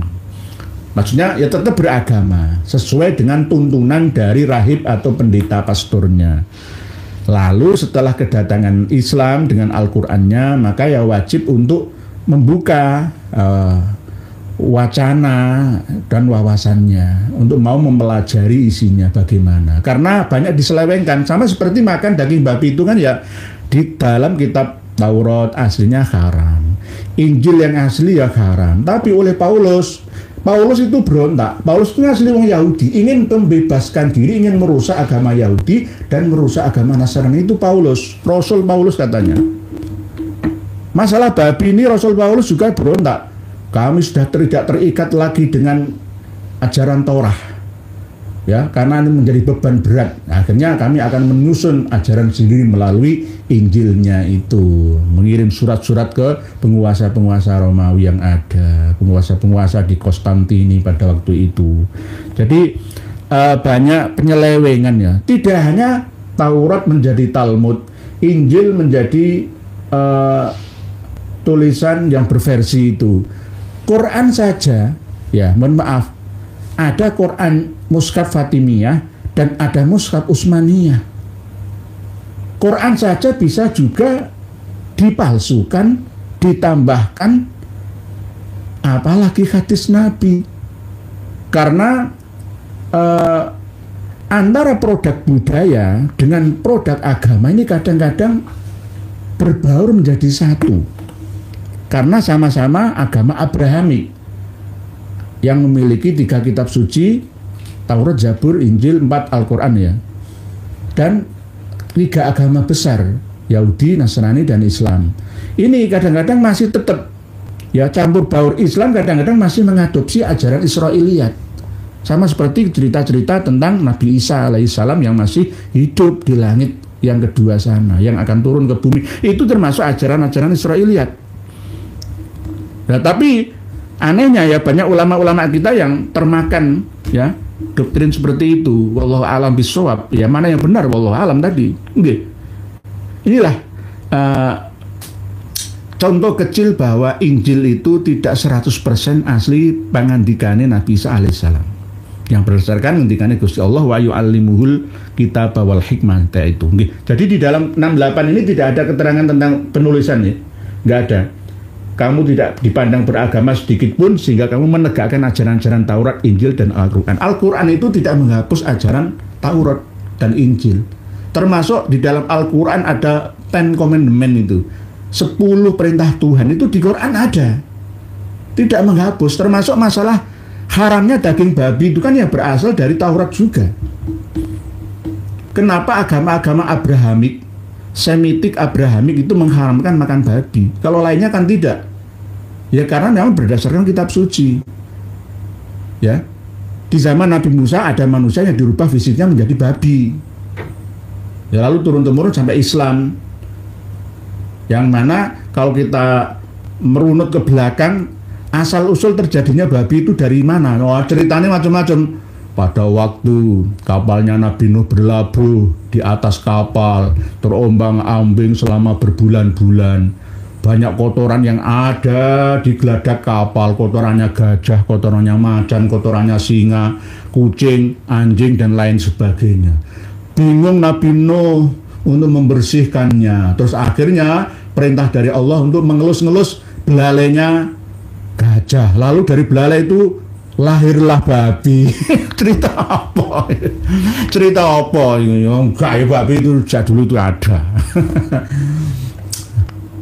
Ya ini kadang-kadang kan ya begitu ya. Kadang-kadang begitu. Oke, nanti kita bahas lagi Pak Bu Peribujus. Pak Ahmad Bakah. Salam Yai. Bagaimana dengan Abu Thalib Yai? Bukankah Nabi SAW melakukan apa yang telah ia serukan Yai? sebagaimana Al-Baqarah 208. Lalu bagaimana dengan ayah Nabi yang berada di dalam neraka sebagaimana dalam hadis? Paman Nabi Abu Thalib itu tidak masuk neraka. Yang masuk neraka itu hanya jasadnya. Hatinya masuk surga. Hampir sama seperti ayahnya Raden Jimbun, Raden Fatah Alamsah Akbar Sultan Demak pertama. Di dalam hatinya membenarkan ajaran Islam, tetapi di sisi yang lain nguri-nguri ajaran leluhurnya. Sama seperti Abu Thalib pamannya Nabi ini. Apalagi Sayyid Abdullah, ayahandanya Nabi Muhammad enggak masuk neraka. Sayyid Abdullah bin Abdul Muthalib itu agamanya tauhid. Sayyidah Aminah, ibundanya Rasulullah, itu juga beragama tauhid, monoteisme, agama menyatukan Tuhan, la ilaha illallah. Ya, cuma masih ada pengaruh agama-agama dari India kuno, karena memang ada Suwa atau Siwa, Manat, Lata, Uzza dan lain sebagainya. Itu ada 360 berhala yang ditaruh di sekitarnya Ka'bah. Lalu Rasulullah setelah Fathu Makkah membersihkan, menghancurkan semua. Jadi Abdullah bin Abdul Muthalib itu ada di Jannah. Ya, ada di Jannah. Abu Thalib bin Abdul Muthalib itu juga di Jannah. Wallahu a'lam bishawab. Padahal nanti ada hadisnya ini nanti akan kita kupas lagi, ya. Akan kita kupas lagi. Jadi jangan mudah-mudah untuk mengatakan neraka. Syiah itu punya tradisi melaknah Sayyidah Aisyah. Sayyidah Aisyah sekarang demi Allah saya melihat Sayyidah Aisyah istri Rasulullah dilecehkan. Syiah Imamiyah Isna Asyuriyah itu, yang gulat, yang daiyah juga. Sayyidah Aisyah yang perawi hadis Ahlul Bait Nabi dilecehkan. Al-an wallahi Aisyah binti Abi Bakar finnar. Syiah itu seperti itu. Apalagi Abu Bakar wa Umar huma at-tawud. Syiah itu menfitnah.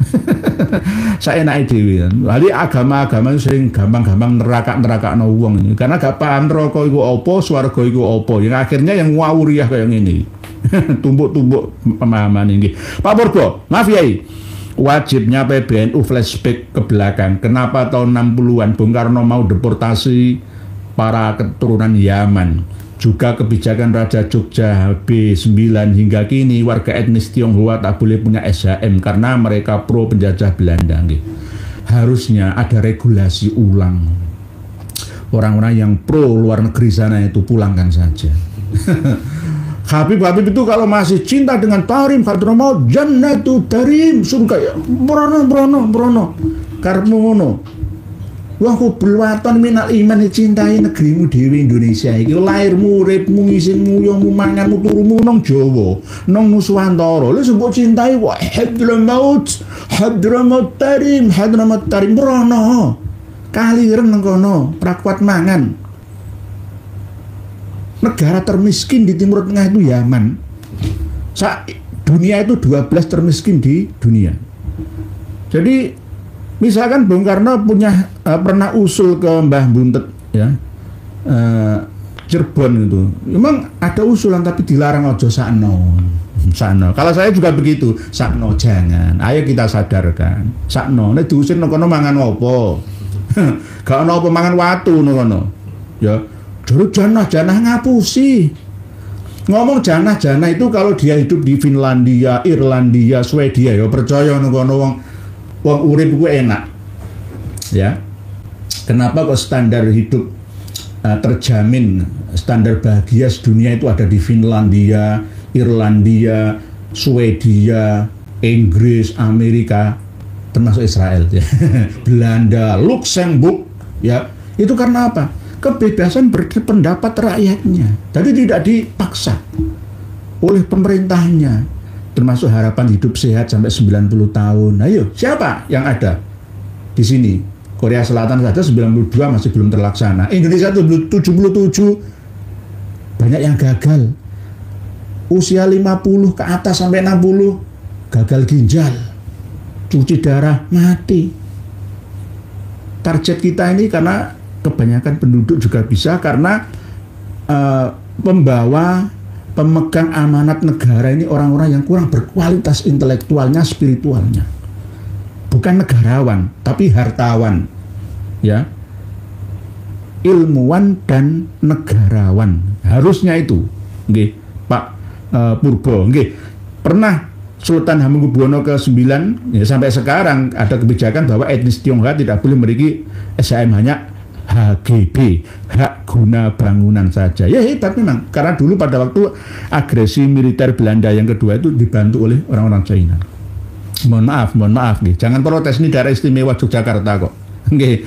Pak Wawan Den channel Sampurasun Rambes apa Yai? Mohon diulas tentang kisah Wali Paidi Mbak Yai. Matur nuwun. Wali Paidi pokoknya siapapun orangnya, kalau dia bermanfaat untuk sesama dalam lingkup kemampuannya, di daerahnya, di dusunnya, dia tulus ikhlas melakukannya, itulah yang namanya wali. Mbuh Paidi, mbuh Paiti, mbuh Paino, mbuh Painah, mbuh Paijem, Pariem, Pariah, Pariono dan lain sebagainya, semuanya itu wali. Siapapun bisa menjadi wali, asalkan dia berjuang ya untuk sesamanya, tidak hanya mikirkan dirinya saja. Jadi wali Paidi Mbak ya, insya Allah nanti Pak Wawan DM. Nah ini Ika Astuti, Assalamualaikum Waalaikumsalam. Sudah lama saya ingin mempelajari riwayat dari Nabi Khidir ini dari perspektif yang rasional. Karena selama ini yang saya dengar selalu saja kisah Nabi Khidir yang penuh khurafat. Wa ma ja'alna li basyarin min qablikal khuld afa imitta fahumul khalidun. Setelah Rasulullah Shallallahu Alaihi Wasallam tidak ada nabi, tidak ada rasul. Yang ada itu hanya ulama warasatul anbiya. Masalah mimpi itu bukan wahyu ilahi. Ru'yal mu'min juz'un min sittin wa arba'ina juz'an minan nubuwah. Jangan diartikan itu kenabian seperti Mirza Ghulam Ahmad lah nantinya ngaku jadi nabi lah, masih dapat wahyu ilahi lah. Enggak bisa. Tetap nggak ada nabi lagi. Nabi Elia atau Ilyas, Nabi Idris, Nabi Balia, Nabi Isa sudah meninggal dunia semua. Sing ngomong sapa? Qur'ane ngono ya. Wa ma Muhammadun illa rasul qad khalat min qablihi rusul. Berikutnya wa ma ja'alna li basyarin min qablikal khuld afa imitta fahumul khalidun. Berikutnya maka Muhammadun aba akhatin mir rijalikum walakin rasulullahi wa khataman nabiyyin. Ndak wis. Kok iso ono nabi maneh? Kemungkinan datang itu bukanlah Nabi Khidir, yang datang itu mungkin roh leluhurmu dewi gitu. Bisa juga ketika kamu dalam kondisi susah yang banget, kepepet darurat, nggak ada yang menolong lagi, datang melalui seperti antara sadar dan tidak sadar di dimensi, kemungkinan dimensi kelima keempat ya, ngambang ya. Atau kadang-kadang ada pertolongan yang belum saatnya. Jenengan misalkan takdirnya meninggalnya umur 90 tahun, tabrakan umur 60 tahun, delalai mencelit diselamat nawah berjubah putih. Iku enggak Nabi Khidir. Iku kemungkinan ya arwah leluhurmu. Karena setiap jiwa manusia itu didampingi oleh jiwa-jiwa suci lainnya yang dikatakan sebagai malaikatul muqarrabin itu, malaikat hafadzah itu. Wa inna alaikum lahafizin kiraman katibin. Setiap manusia itu ada yang menjaganya, yakni 4 kalau berjalan depan belakang, duduk kiri kanan, tidur kaki dan kepalanya. Ini menurut orang-orang Jawa itu sedulur papat limo pancer. Nah, ada yang mengatakan seperti itu. Lah, bagaimana ini? Inilah yang namanya malaikat-malaikat hafadzah itu. Di dalam surat At-Tariq jelas Allah menerangkan was-sama'i wat-tariq wa ma adraka mat-tariqun najmus tsaqib in kullu nafsin lamma 'alaiha hafiz falyanzuril insanu mimma khuliq. Jelas. Nggih, begitu. Jadi Nabi Khidir itu sudah meninggal. Yang datang itu bukan Nabi Khidir, tapi mungkin jiwa-jiwa yang suci, setengah malaikat, setengah jin muslim. Bisa juga. Ya jin ya, mungkin jin guys. Tergantung orangnya. Ya kayak aku seneng moni iki paling jin. Wong elek kayak aku akeh dosane seneng moni kok malaikat itu sapa. Seneng moni saya itu paling jin-jin itu. Tergantung orangnya itu. Karena yusyarul mar'u ma'ana habba, frekuensinya sama apa enggaknya itu. Jadi begitu gitu. MT Jos yang pantas ada di dalam organisasi PBNU Pusat itu Habib Kribo, Habib Sekhan. Beliau yang pantas menjabat di PBNU Pusat, jangan Habib Ba'alawi yang nihil ilmu agama dan ilmu nahwu sorob. Ini masukan dari rakyat. Nah, Pak MT Jos, nanti biar didengar ini oleh para pejabat yang ada di PBNU dan MUI Pusat. Mas Anom, Nabi terakhir itu Muhammad. Jadi intinya, barang siapa yang mengaku pernah bertemu Nabi Khidir atau nabi-nabi yang lain pasti itu bohong. Karena la nabi ba'dah, tidak ada nabi lagi selain Muhammad titik. Nah, wa khotaman nabi itu titik, wis disestempel. Mas Anom lurus jenengan. Kang Brot, Assalamualaikum. Waalaikumsalam. Cengkareng dari Ngaos, Jakarta Barat. Cengkareng itu dulunya itu pernah gabung Tangerang, di Kecamatan Benda. Nah, tapi terkenalnya Jakarta Barat. Yang pernah Kiai Nur, kapan habisnya cerita kekonyolan klan Habib? Sampai kapan MUI terus diam terhadap penyesatan yang merusak akidah umat Islam di Nusantara ini? Karena mereka masih summum bukmun umyum fahum la yaqilun, summum bukmun umyum fahum la yarjiun, summum bukmun umyum fahum la yarjiun. Kita tetap berusaha terus, dukungan panjenengan semua Kang Brot. Pak Suprapto, sudah final, nasab Habib batil. Terus kemana arah PWI LS akan dibawa dengan sikap dingin PBNU? Mungkinkah PWI membesarkan organisasi sebagai penerus Ahlussunnah sesuai kitab NU yang bebas dari Pak Alawi? Semoga saja inilah ladang lahan perjuangan kita bersama. Karena itu tadi selalu akan ada keseimbangan hidup ini sesuai dengan kausalitas hukum sunatullah yang ada, selalu ada, berada di dunia kita selamanya ila yaumil qiyamah. Kang Brot, seperti Pak Prapto. Berikutnya Pak Adi Wirawan. Assalamualaikum Jakarta ikut nyimak monggo silahkan tafadhol silahkan.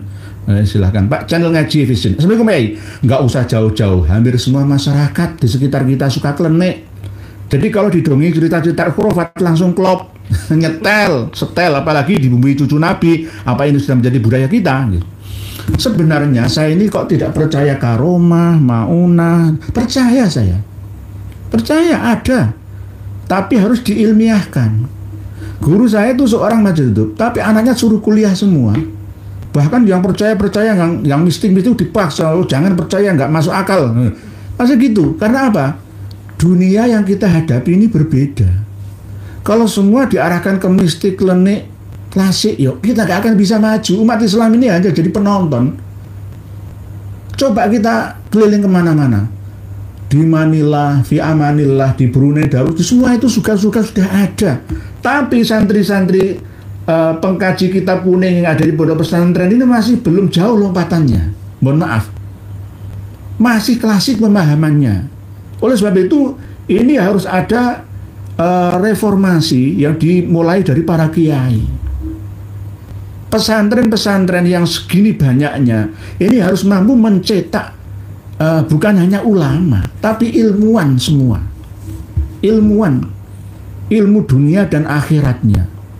Kita ini ketinggalan metode dalam pelajaran pendidikan di sekolahan, bahkan sistem pendidikan pesantren kita.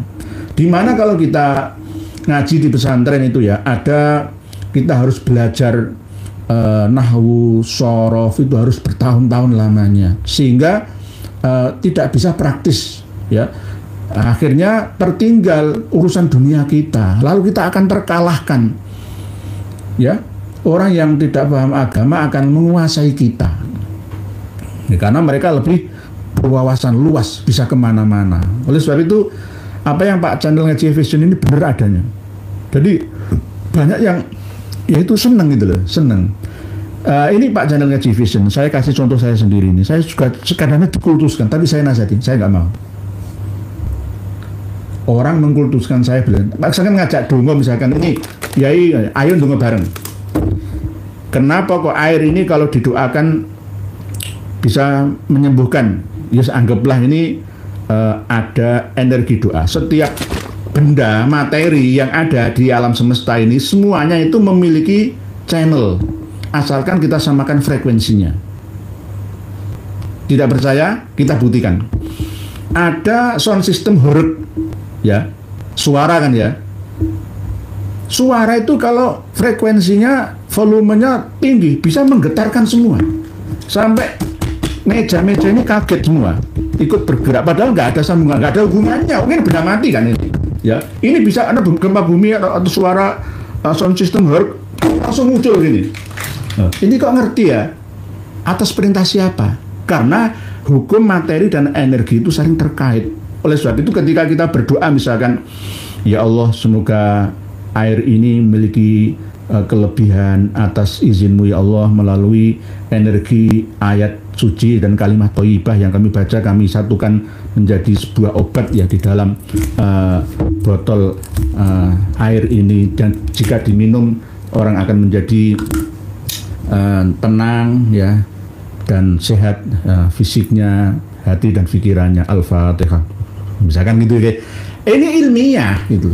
Ilmiah karena air itu nyambung ketika mendapatkan perintah gitu. Nyambung ya. Oh, nyambung. Frekuensinya sama. Nah, ini bisa sama seperti obat ketika kita minum obat cair itulah, sama seperti itulah gitu. Ini sama seperti itu. Jadi, tapi kalau dikultuskan berlebihan ya nggak boleh. Zamannya berbeda. Nanti ditertawai sama orang-orang Eropa, sama orang-orang China. Orang China itu sudah mampu merubah gurun menjadi pertanian luar biasa. Kita yang masih tradisional ya. Kapan bisa maju? Ya, kayak begini alat-alat kita ini, setting suara ini kan terbaru. Maksud saya nggak pakai mic wireless ya. Ini pakai kabel ini yang seperti siaran radio. Cina ini yang begini tuh. Kalau produk Eropa ini harganya mahal, tapi Cina kok bisa separuhnya loh. Kok bisa? HP ini kalau Apple itu mahal, tapi ke Cina sepertiganya loh. Kok bisa lah? Kita ini kalah menjadi penonton peradabannya Cina. Kita ini kalah, betul kalah. Ya, oleh sebab itu ini ada tagar siapa yang ingin menjadi warga negara luar negeri ya. Ya karena apa? Indonesia ini nggak jelas. Ya, mohon maaf ini walaupun ini tanah air saya harus mencintainya, tapi ini untuk kritik para pemimpin kita. Gak jelasnya di mana orang-orang cerdas di Indonesia ini gak dihargai. Terus masa depannya gak jelas. Ya, PHK. Zaman pemilihan presiden Pak Prabowo pertama hanya bisa menyediakan 2 juta tenaga kerja, lowongan pekerjaan. Padahal Pak Jokowi pertama 15 juta, 9 juta turun. Lah ini terus kapan? PHK di mana-mana, terus yang kerja cari kerja sulit ya mendapatkannya. Ini bagaimana? Padahal ini kewajiban negara untuk menjamin setiap warga negara mendapatkan sumber penghidupan yang layak demi kemanusiaan. Ini amanat loh, Undang-Undang Dasar 45 loh ini. Baca selawat. Masyarakat Indonesia emang suka cerita-cerita yang klinik. Contoh konten-konten yang berbau klinik banyak yang nonton seperti konten Ujang Bustami. Kalau Kang Ujang Bustami dari Cirebon ini ya, Arjawinangun ini ya. Ini kan ya cari uang nih Pak, baca selawat. Konten itu kan ya cari uang agar banyak viewersnya. Tapi harusnya ya jangan melupakan edukasi, niat mendidik umat dan masyarakat, mencerdaskan bangsa dan negara, apalagi umat Islam. Ya. Kalau memang klinik-klinik yang ilmiah itu bisa. Apakah bisa mendatangkan? Bisa. Tapi tidak seperti itu, gitu loh. Tidak seperti itu. Ada klinik itu, itu tuh ada. Misalkan saya diprotes sama kiai-kiai, berarti kiai nggak percaya tongkatnya Nabi Musa berubah menjadi ular. Oh, nggak percaya, nggak ada Qurannya kok. Cuma harus diilmiahkan, gitu loh. Pak Yai nggak percaya kalau tongkatnya Nabi Musa dipukul ke laut bisa membelah Laut Merah. Percaya, tapi tidak seperti itu ceritanya. Nabi Musa itu bukan nyabrang ke Laut Merah. Bukan, tapi ke terusan Suez. Terusan Suez sepanjang 193 km dari Laut Merah sampai ke Laut Mediterania. Itu ada yang lebar, ada yang 500 meter lebarnya, ada yang 200 meter, macam-macam. Itu yang diseberangi Nabi Musa itu terusan Suez, dekat dengan aliran ketika air pasang ya itu naik ya menenggelamkan tentara Fir'aun yang mengejarnya. Nah, Nabi Musa dan Bani Israel sudah ada di tepi sebelah perbatasan Rafah sana di Tur Sina, di Saina itu. Okay. Jadi begitu. Okay. Jadi Pak baca sholawat. Berikutnya Pak Gamal Budi Sarjono baru sadar ternyata kisah-kisah mustahil tanpa usaha dan doa datangnya dari Habib-habib, termasuk urusan minta-minta ke kuburan. Jadi ingat zaman togel. Pak Gamal Budi Sarjono aslinya bukan Gamal, Jamal aslinya. Jamal, Pak Jamal, tapi biasanya sama dengan Ali Goma itu kan ya Ali Jum'ah ya, J jadi G itu kan biasanya begitu. Jadi Pak Gamal Abdul Nasir misalkan. Ini memang cerita-cerita kayak gitu itu ada yang memproduksinya gitu, untuk membodohi kita gitu, Pak Gamal Budi Sarjono, supaya masyarakat Indonesia itu bodoh, tertinggal jauh peradabannya. Ya sama seperti yang tertera dalam lembaran-lembaran ini. Nanti jenengan baca semua, gitu. Jadi intinya sangat membahayakan generasi kita. Perlu adanya tata ulang, reformasi, pemahaman pelajaran. Di antaranya adalah buku-buku agama yang ada di sekolah dasar kita, menengah sampai perguruan tinggi kita. Bagaimana ibu guru, bapak guru agama, dosen-dosen kita menerangkan tentang babah. Babah itu adalah binatang melata yang akan keluar pada akhir zaman sebagai tanda-tanda asratis sa'ah. Binatang melata apa Pak Guru? Pokoknya keluar dari perut bumi ya seperti jerapah, seperti dinosaurus. Cerita apa?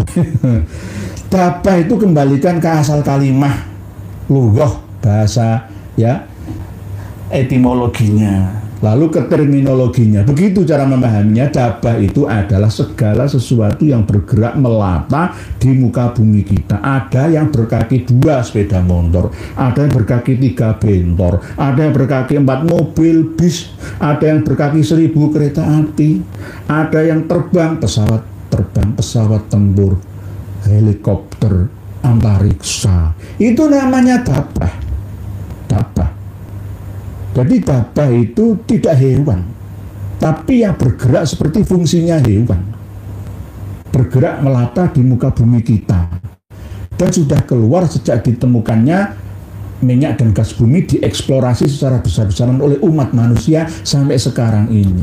Berarti dabah itu sudah keluar. Menunggu apa lagi? Ya ini bagi para guru-guru agama, dosen-dosen kita, bahkan sampai profesor kita pun masih belum mampu memahaminya, masih berpaham klasik.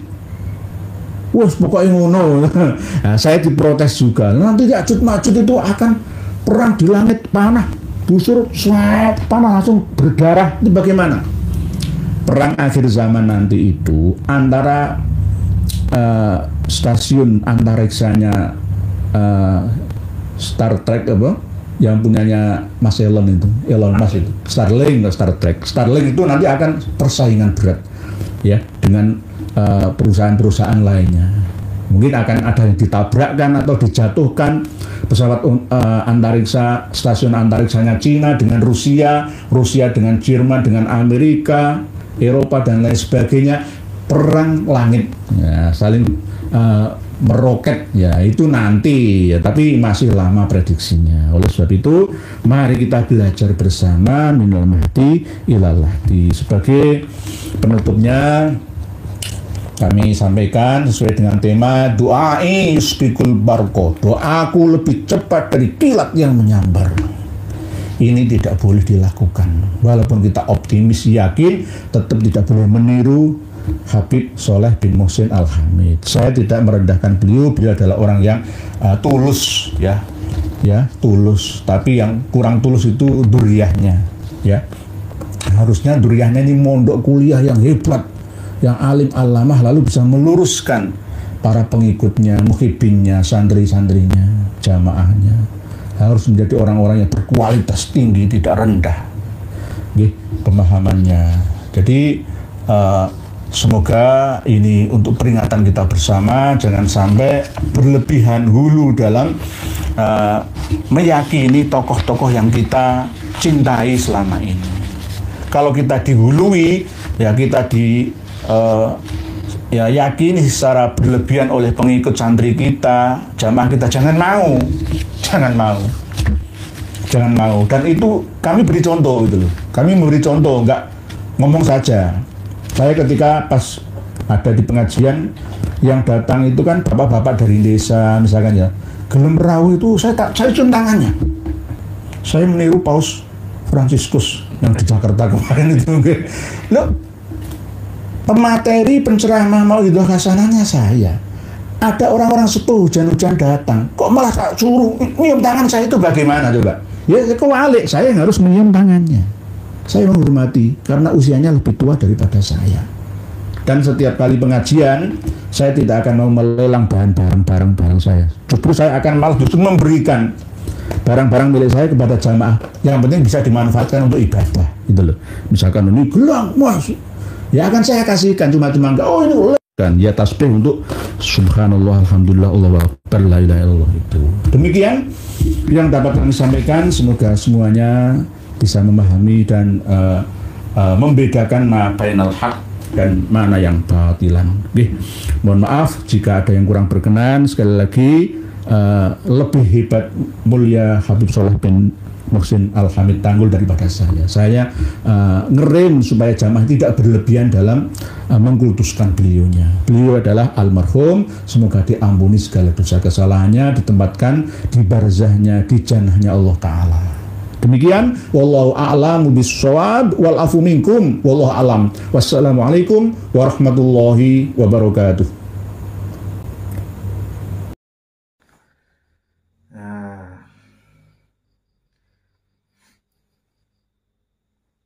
Seperti biasa, luar biasa mereka ini.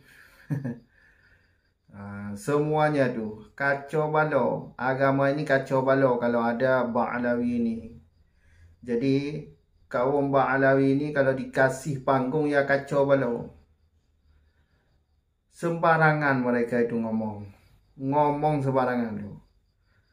Ya tujuan memang menghancurkan Islam. Tujuan untuk menghancurkan Islam, ya seperti itu. Ngomongnya nggak benar, menyalahi dengan aturan. Jadi sekali lagi berhati-hatilah dengan mereka ini. Yang perlu diingat itu jangan lihat orang itu pada zahirnya. Jangan lihat jubahnya, jangan lihat umurnya, jangan lihat sorbannya, lihat kelakuan mereka, apa yang disampaikan oleh mereka selama ini, jejak digital mereka masih ada. Itu yang dilihat tuh. Macam-macam omongan mereka tuh. Doktrin sesat mereka itu luar biasa tuh. Anehnya tuh, ini kiai-kiai atau alim atau ulama-ulama kita ini masih diam. Itu sangat menyesatkan umat. Kalian jangan diam. Sebagai ulama atau orang alim jangan diam. Itu sesat. Yang sesat.